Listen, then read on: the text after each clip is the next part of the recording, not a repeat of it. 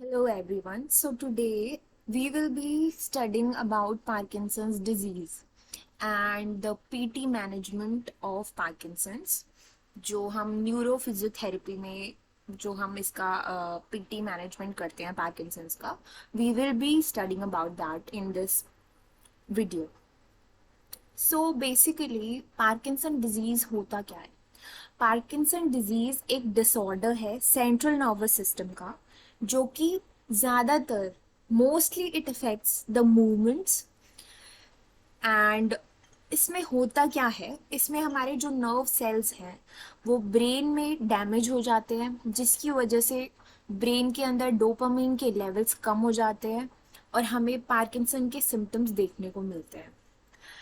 So the cardinal features of Parkinson's, cardinal features का मतलब है कि ये फीचर्स हमें अगर किसी इंडिविजुअल में दिखाई दे रहे हैं दैट मीन्स कि हमारा डायग्नोसिस जो है वो पार्किंसंस होगा.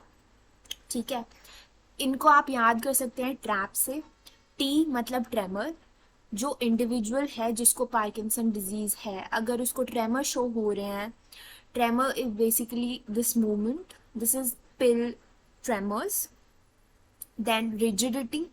अगर जो मसल है वो बहुत रिजिड है, हाथ बहुत ही ज़्यादा रिजिड है, रिजिडिटी में क्या होता है जो टोन होती है that becomes high, high tone हो जाती है मसल की and the muscle becomes rigid. Okay, and then TRA means akinesia या फिर bradykinesia. Bradykinesia means slowness of movement.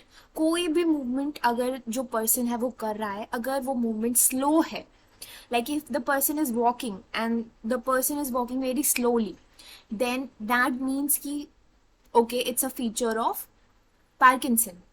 And the next is postural instability. Postural instability means the person will have high risk of falling because of the unstable posture. And thus, if you find these four features in anyone, then the diagnosis will be Parkinson's. Trap, which means tremor, rigidity, bradykinesia, akinesia or postural instability.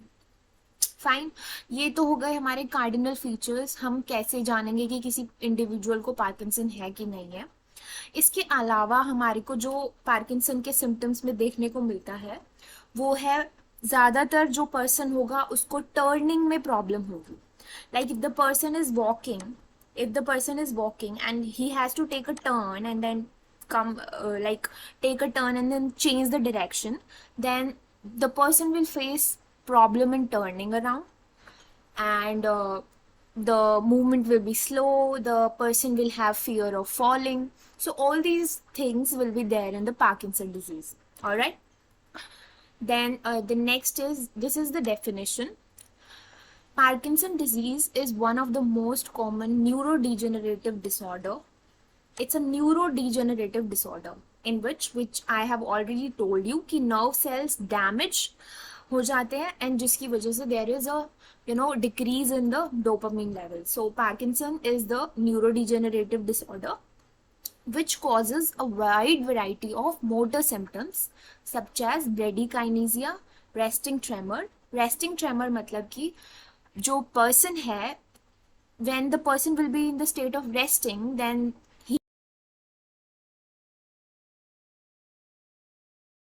he or she will have tremors. Tremors in the hand. Tremor basically means the shaking of the hands. All right.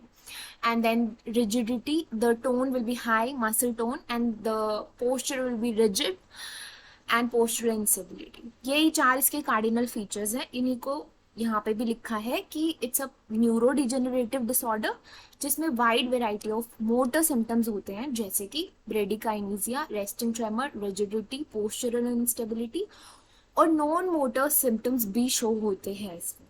Alright, then the important consequence of disease are physical inactivity. The person is not able to do physical activity. Loss of independence. The person won't be independent because of the fear of fall. The person will not be able to walk individually, right? Independence होगी नहीं उसमें. and then there will be a risk of falls, all of which have a negative impact on the quality of life. Obviously all these things deteriorate the quality of life of an individual. Then recently, if we talk about physiotherapy, so there is exercise has become an established part of Parkinson disease treatment and overall management. So recently हमें हमारे जो research है उसमें हमें ये पता लगा है कि जो एक्सरसाइज है अगर पर्सन कर रहा है पार्किंसंस का, so that is very good thing कि एक्सरसाइज से we are able to manage the patients of Parkinson's. In order to adequately address the symptom related to Parkinson's disease, physical rehabilitation is focused particularly on gait, balance, and global motor function. So, if we talk about physical rehabilitation या फिर neurophysiotherapy rehabilitation of Parkinson's, so basically how we are going to design the rehabilitation will depend mostly on the gait, balance and motor function के ऊपर कि motor function को कैसे better कर सकते हैं, गेट को कैसे बेटर कर सकते हैं एंड बैलेंस को कैसे बेटर कर सकते हैं. जो जो हमारे प्रॉब्लम्स है पार्किंसंस में हम उनको टैकल करने की कोशिश करेंगे इसके रिहैबिलिटेशन में. सो ये वीडियो बेसिकली हमारे रिहैबिलिटेशन के बारे में होने वाली है कि हमें एक पार्किंसन पेशेंट के साथ कैसे डील करना है. ठीक है. The PT management will depend on the stage of disease कि पर्सन किस स्टेज पे है. It depends on that. Is hospital based, out patient या फिर कम्युनिटी बेस्ड, किस लेवल पे हमें ट्रीटमेंट करना है, क्या हमारे गोल्स होने चाहिए, उसके ऊपर हमारा रिहैबिलिटेशन डिपेंड करता है.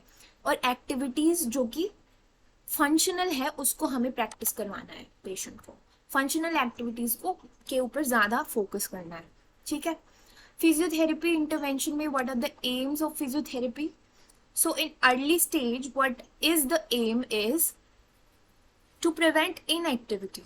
We have to prevent inactivity. Okay. So early stage में क्या होगा, जब person को ये सारे symptoms आने शुरू होंगे, the person will fear and then वो जो person है that will not do any activity. So we have to prevent inactivity वाला stage, क्योंकि इससे क्या होगा, जो हमारे कंडीशन है पार्किंसन पेशेंट की वो और ज़्यादा डिटोरेट होगी.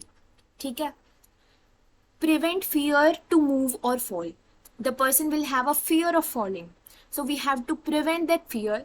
How can we do that? By giving the person some walking aid or some assisted device like a cane or a walker, like that. Okay. And then we have to improve the physical capacity, delay onset activity limitations. So these are the early stage aims of Parkinson's patient management. All right. Then in the mid stage, what we have to do is we have to maintain or improve the activities. Whatever activities are there in the daily living, we have to maintain those activities. We have to teach the patient transfers with cues, balance training करानी है and body के posture के maintenance की training करानी है mid stage में. Then in the late stage, we have to maintain the vital functions. For example, the respiratory system, the cardiovascular system.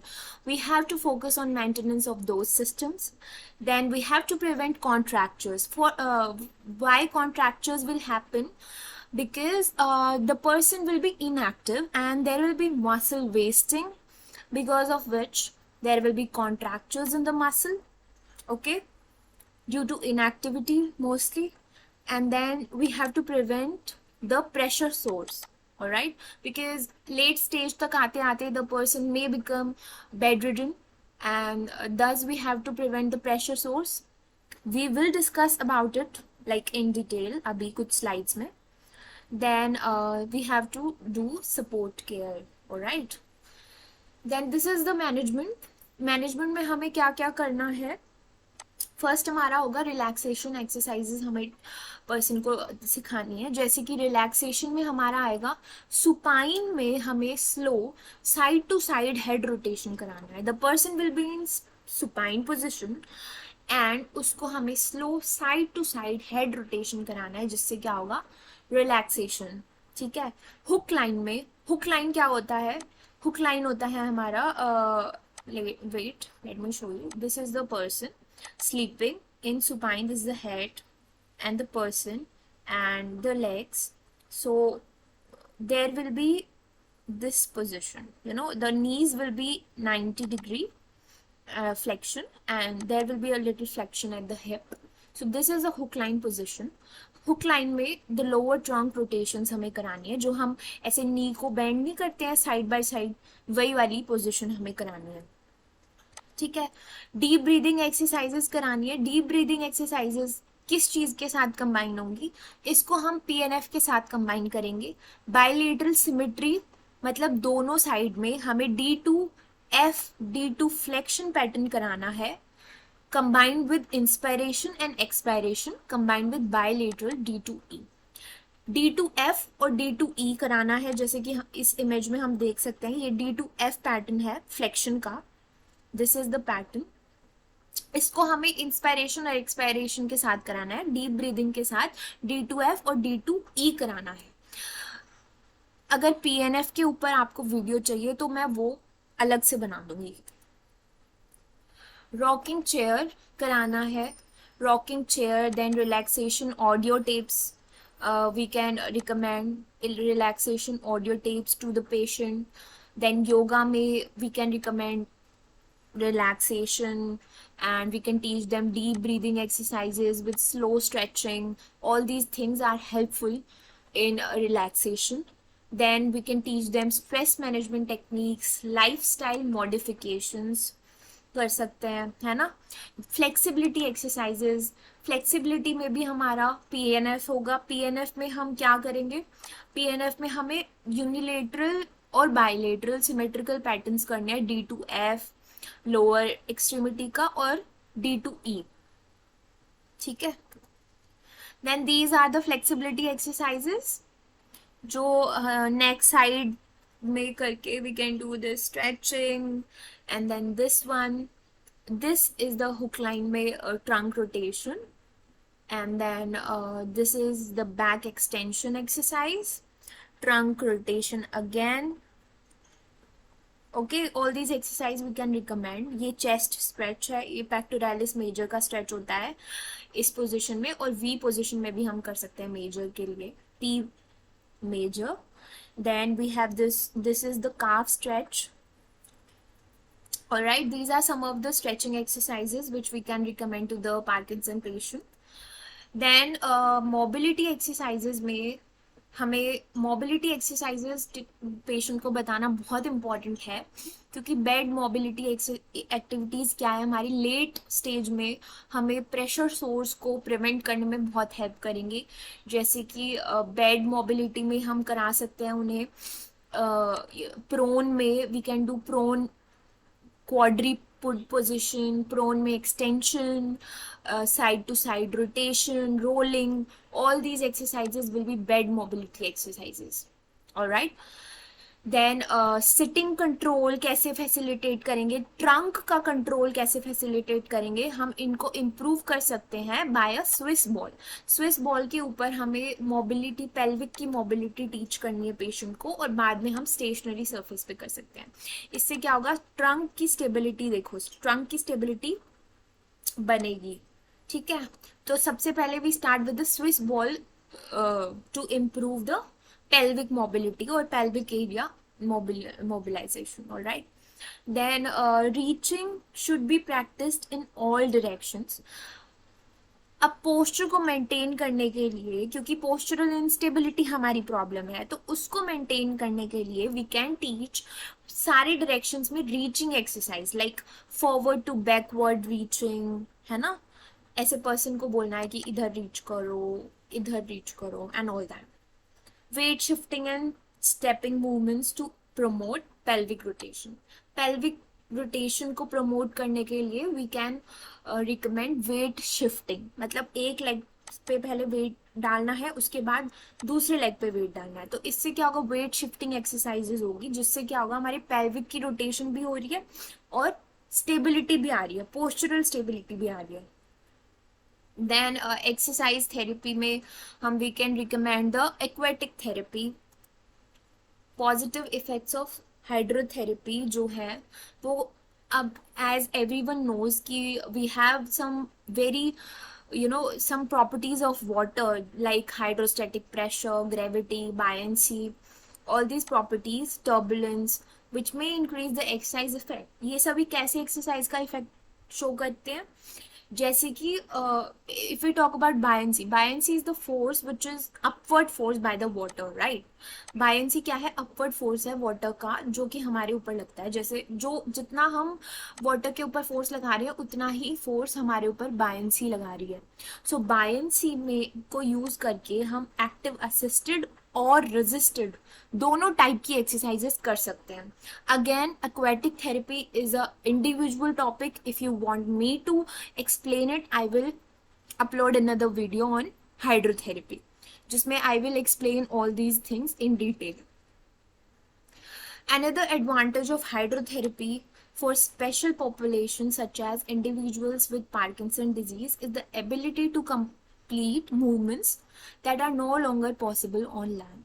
So there are some movements which are not possible on land. हमने पढ़ा है कि Parkinson के patient में rigidity की problem है, tone बहुत ज़्यादा है और जो मसल्स है वो रिजिड हो गई हैं। सो रिजिडिटी को प्रिवेंट करने के लिए हम वाटर में एक्सरसाइजेस कराएंगे जिससे क्या होगा, वाटर में उनकी मसल्स को रिलैक्सेशन मिलेगा और जो मूवमेंट्स उनकी लैंड पे पॉसिबल नहीं है वो वाटर में पॉसिबल होंगे। ठीक है।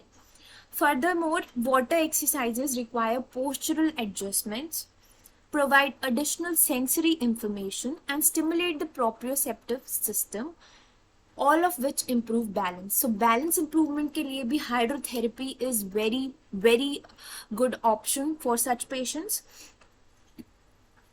The gravity and hydrostatic pressure make the environment safer and decrease the fear of fall.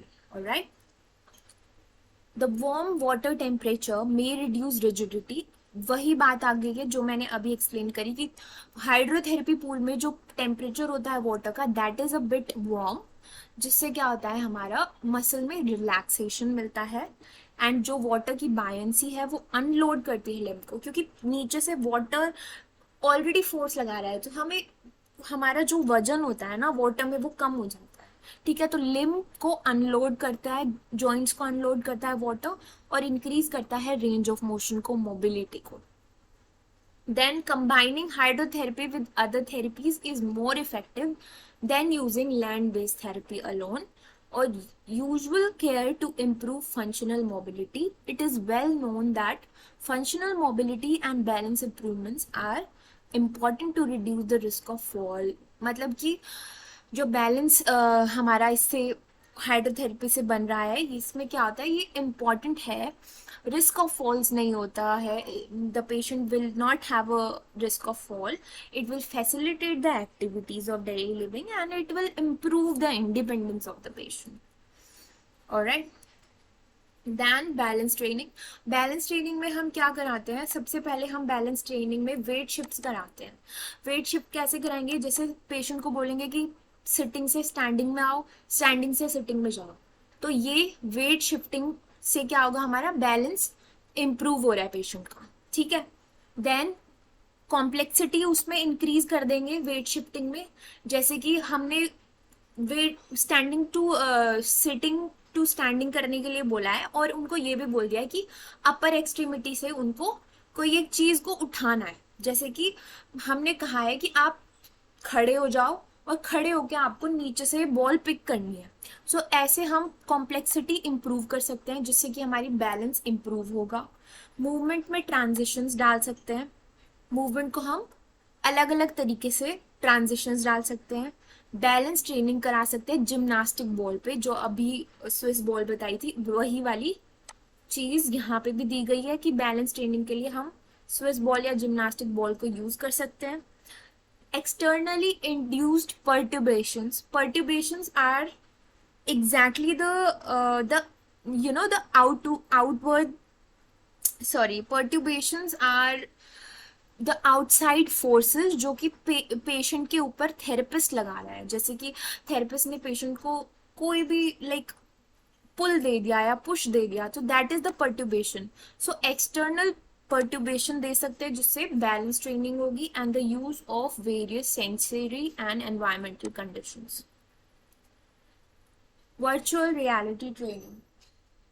Virtual reality training, it offers experimental active learning which encourage and motivates the patient. Virtual reality में क्या होता है, there is this screen, इसके ऊपर the patient can, you know, it stands on this board which is connected to the screen by some sensors. So virtual reality में the patient is asked to wear some glasses and यहाँ पे हमें patient को games खिलाते हैं या फिर various balance exercises कराते हैं. सो इससे क्या होता है, पेशेंट अपने आप को इमेजिन करता है यहाँ पे स्क्रीन में और उसका बैलेंस, प्रोप्रियोसेप्शन और सेंसरी मोटर सिस्टम ये सभी इंक्रीज होता है, इम्प्रूव होता है. जैसे कि यहाँ पे एक्टिव लर्निंग होती है, पेशेंट एक्टिवली लर्न करता है और इससे क्या होता है, क्योंकि पेशेंट को फीडबैक मिल रहा है यहाँ पे, the patient can see the performance. So इससे पेशेंट एनकरेज होता है और मोटिवेट होता है. ठीक है. It provides repetitive task specific training which has been shown to be effective approach in neurological rehabilitation. So neurological rehabilitation में ये रेपिटेटिव, हम अगर ये ट्रेनिंग कराते हैं वर्चुअल रियलिटी की तो हमारे को बहुत अच्छे रिजल्ट्स मिलते हैं. ट्रेनिंग जो है ये हमारी एनवायरनमेंट के ऊपर बेस्ड होती है जिससे हमें प्रॉब्लम सॉल्विंग या फिर performance of functional task improve होता है पेशेंट का. जो ट्रेनिंग है उसको हम धीरे धीरे बढ़ाते हैं, gradually we increase the complexity of task and we decrease the therapist support. Gradually मतलब धीरे धीरे, slowly we increase the complexity of task. Then virtual reality programs attempt to stimulate real world activities which may provide enhanced ecological validity. Tasks that are unsafe to participate in the real world can be practiced in a safe and controlled environment. This is a very important point कि जो task हमारे real world में, reality में unsafe है practice करना, वो हम virtual reality के थ्रू कर सकते हैं क्योंकि यहाँ पे हमारा जो एनवायरनमेंट है वो कंट्रोल्ड है. जैसे कि हम पेशेंट को बहुत सारी गेम्स खिला सकते हैं. ठीक है. Then gait training. Gait training, this is the, you know, the presentation of gait. So this is how the patient moves. It is basically showing bradykinesia, slowness of movement, and the person will have a stooped posture, postural instability है, धीरे धीरे move कर रहा है patient. और यहाँ पे देखो हाथों में भी ट्रेमर्स हो रहे हैं, right. So this is how the patient's gait will be. Gait में हमारे जो गोल्स होंगे वो होंगे, लेंथन करना है स्ट्राइड को, ब्रॉडन करना है बेस ऑफ सपोर्ट को. यहाँ पे बेस ऑफ सपोर्ट बहुत ही कम है, so we have to broaden that. Improve stepping, stepping को इम्प्रूव करना है. हील स्ट्राइक को, हील स्ट्राइक के बाद हमारा जो फुट फ्लैट है, मिड स्टांस है, उसके बाद हील ऑफ है. So all these steps we have to improve heel toe gait pattern. Increase contralateral trunk movement and arm swing. Arm swing को और ट्रंक की मूवमेंट को भी कंट्रोल करना सिखाना है पेशेंट को क्योंकि trunk also plays a very important role in gait. And then we have to provide a regular programme for regular walking. अब वॉक के गेट ट्रेनिंग के लिए what can we do is we can teach the patient for spot marching. एक ही जगह पे खड़े होके we can emphasize on stepping and spot marching. जैसे कि जो हमारे कैडेट्स होते हैं या फिर आर्मी में होते हैं तो just like them, just like they do the marching, so we teach the patient to do that spot marching. एक ही स्पॉट पे खड़े होके द पेशेंट हैज टू मार्च. इसमें हमें पेशेंट को बोलना है कि स्टेप जब वो ले रहा है तो हाई स्टेपिंग करे, जैसे कि ये यहाँ पे पेशेंट कर रहे हैं. यहाँ पे ये हाई स्टेपिंग के लिए ये बोर्ड लगाया हुआ है नीचे. स्टेपिंग फॉरवर्ड एंड बैकवर्ड हम टीच कर सकते हैं. साइड स्टेपिंग टीच कर सकते हैं. क्रॉस स्टेप वॉकिंग, ठीक है, एक पैर के आगे दूसरा पैर लाके क्रॉस स्टेप वॉकिंग करा सकते हैं. प्रैक्टिस करा सकते हैं स्टॉप की, स्टार्ट की, चेंज करना डायरेक्शन, टर्निंग, ये सभी चीज़ों की प्रैक्टिस करानी है क्योंकि ये सारी चीज़ें जो पेशेंट है, that patient feels difficulty in stopping and then changing the direction, so we have to teach the patient to do so. and then training reciprocal arm swing using 2 sticks. Okay, arm swing को control करने के लिए we can give the patient some sticks and then we can rehabilitate by using the sticks. Then visual cues. Gait training में ही हम visual cues दे सकते हैं पेशेंट को, जैसे कि हमने स्मॉल ब्लॉक लगा दिए 2-3 इंच पे, अब इनके ऊपर से पेशेंट को वॉक करना है, ठीक है। अगर किसी पेशेंट को विजुअल क्यूज में वॉक करने में डिफिकल्टी हो रही है तो हमने क्या किया, ट्रांसवर्स लाइन बना दी है कलर्ड, अब उन लाइंस के आगे मूव करना है पेशेंट को। Inverted walking stick, stepping target के लिए इन्वर्टेड वॉकिंग स्टिक दे सकते हैं, ठीक है। ऑडिटरी क्यूज, ये तो क्या थे, विजुअल क्यूज। विजुअल क्यूज मतलब देख के उसको ट्रेनिंग, उसकी आईज भी इन्वॉल्व होंगी इसमें, सेंसरी सिस्टम भी इन्वॉल्व होगा और पेशेंट वॉक भी अच्छे से करेगा। तो गेट ट्रेनिंग में दोनों चीजें इंपॉर्टेंट है, ठीक है। तो विजुअल क्यूज देके हमने ये चीज इसको पेशेंट को सिखा रहे हैं। उसके बाद हम ऑडिटरी क्यूज देते हैं। ऑडिटरी क्यूज में हमें क्या करना है कि ब्रिस्क मार्च म्यूजिक का हम यूज कर सकते हैं और similar type of rhythmic music हम यूज कर सकते हैं गेट के पैरामीटर्स को इम्प्रूव करने के लिए, ठीक है। और एपिसोड्स ऑफ फ्रीजिंग को रिड्यूस करना। What are the episodes of freezing? So when a person walks in Parkinson, so उसको एपिसोड्स ऑफ फ्रीजिंग हो रहे हैं, जैसे 2-4 स्टेप ले लिए पेशेंट ने and then the patient freezes, the movement stops and then again 2-4 step and then freezing again. So music से क्या होगा कि रिदम बनी रहेगी एंड इससे क्या होगा, हमारे फ्रीजिंग वाले एपिसोड्स जो हैं वो कम हो जाएंगे, ठीक है। Training with verbal instruction cues result in improvement of gait in people with Parkinson disease. Verbal instruction cues दे सकते हैं हम, जिससे कि हमारा इम्प्रूवमेंट हो रहा है गेट में। And then speedy M movements with training using rhythmic auditory cues. Rhythmic auditory cues से हमारा सिग्निफिकेंट इम्प्रूवमेंट्स होते हैं स्पीड में पेशेंट की। फंक्शनल एडेप्टेशंस, फंक्शनल एडेप्टेशंस में क्या करना है, हमें पेशेंट की लाइफ को इजी बनाना है। सो इजी बनाने के लिए हमें loose fitting clothes with Velcro closure, like we can use this Velcro closure. इसमें वेलक्रो में हमें क्या करना है कि पेशेंट को बटनिंग अनबटनिंग नहीं करनी पड़ेगी, ठीक है। सो वेलक्रो का यूज कर सकते हैं हम। Elevation of head and of the bed by approximately 4 inches to facilitate bed mobility. जो बेड होगा पेशेंट का, उसका बेड का हमें हेड सम डिग्रीज एलिवेशन करना है ताकि बेड की मोबिलिटी इजी हो जाए, बेड के ऊपर रोल करना या फिर सिट करना लॉन्ग सिटिंग में।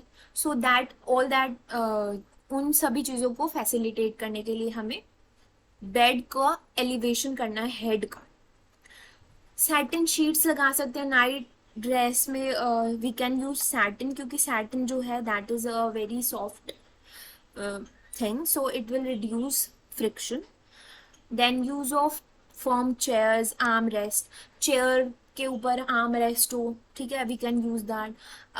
Tilting the chair forwards help in getting up from the chair. So जब भी person tries to get up, so उसको पहले टिल्ट आगे करना चाहिए चेयर को एंड देन खड़ा होना चाहिए। तो ये सारी फंक्शनल एडेप्टेशन है। इससे क्या होगा, इंडिविजुअल की एक्टिविटीज जो है डेली लिविंग की वो इम्प्रूव होती है, ठीक है। इंडिपेंडेंस जो है पेशेंट में वो आती है। इसी को आगे कंटिन्यू करते हुए स्प्रिंग लोडेड सीट्स बना सकते हैं हम पेशेंट की, ठीक है। केन और वॉकर यूज कर सकते हैं, ठीक है। Then specially adapted utensils, utensils ऐसे यूज करेंगे जो कि स्पेशली अडेप्टेड और स्पेशली बनवाए हुए हो, जैसे कि स्पून्स जो होगा, स्पून का जो हैंडल होता है ग्रैब करने का, उसको ब्रॉड करवा दिया, या फिर प्लेट्स में ये देख रहे हो यहाँ पे ये ब्रॉड करा दिए ताकि फूड स्पिल ना हो और पेशेंट इजीली खा सके, यू नो। इससे इंडिपेंडेंस बनी रहती है, पेशेंट दूसरे के ऊपर डिपेंड नहीं रहता। हीटेड प्लेट्स, जो प्लेट्स हैं वो हीटेड, उनमें खाना गर्म रहे। Assistance in dressing and other aerials, इनके लिए हमें क्या करना है, रीचर्स प्रोवाइड करने हैं. This is a richer. ठीक है.